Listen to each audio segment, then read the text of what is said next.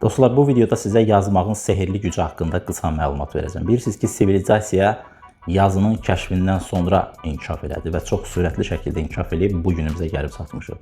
Yazı olmasaydı, təxminən 100 min il əvvəl, 200 min il əvvəl baş verən proseslər, bir ixtira daş tabletlərə yazılırdı. Sonra kağız kəşf olundu, kağıza yazdılar. Yəni, elmin indiki gəldiyi son nöqtə əvvəllər baş verən ixtiraların nəticəsidir. Onlar yazıya çevrilməsəydi, yazılı olaraq bizə gəlib çatmasaydı, biz onlardan xəbərdar olmayacaqdıq, düzdürmü?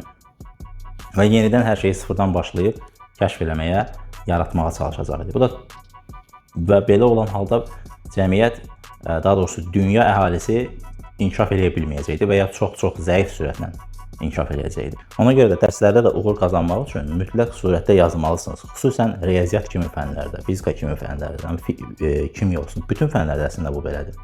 Mütləq yazmalısınız. Məsələn, məsələni oxudunuz, şərti köçürün, həndəsə məsələsinizdə şəkli qurun, verilənləri şəklin üzərində qeyd edin. Məsələn, deyir, birinci fəhlə, ikinci fəhlədən 2 dəfə tez görür. Birinə x yazın, birinə 2x yazın, tənlik qurun, yazın, həll edin. Qaydaları öyrənərkən yadda qalmayan düsturları bir neçə dəfə yazın, 10 dəfə, 20 dəfə, 50 dəfə əzbərləyənə qədər yazın.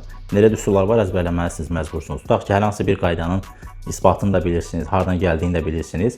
Onu da yazılı şəkildə bir neçə A4 vərəq götürün və hər birini bir neçə dəfə yazın, yazaraq. Çünki beyin gözünün gördüyünə, əlinin yazdığına daha tez inanır, daha tez, daha doğrusu yaddaşını köçürülür və qalıcı yaddaşa möhkəmlənir, sabitlənir. Mütləq yazmağın bu sehirli gücünün fərqinə varın və tətbiq eləyin.